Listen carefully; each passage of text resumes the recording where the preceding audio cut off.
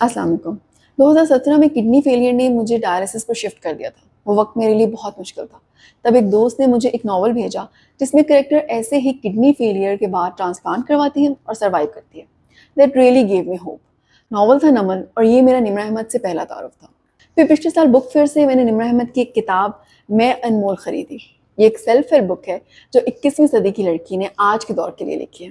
اس کی خوبی یہ ہے کہ یہ آٹو بایوگرافیکل ہے، اس لیے یہ اوتھینٹک ہے، اسٹریٹ فارورڈ ہے اور ریلیٹیبل بھی ہے۔ اس بک میں 33 چیپٹر ہیں اور ہر ایک چیپٹر میں رائٹر نے اپنی زندگی سے ایک ریئل لائف ایشو ڈیٹیل سے ڈسکس کیا ہے اور پھر اس کا آزمایا ہوا ورکیبل سولوشن بھی بتایا ہے۔ میں نے اس کتاب سے کافی کچھ سیکھا، مثلاً اپنی صحت کو نمبر 1 پہ رکھنا، کمیونیکیشن سکلز بہتر کر کے سائلنٹ ٹریٹمنٹ کو ختم کرنا اور پولائٹلی نو کہنا بھی سیکھا۔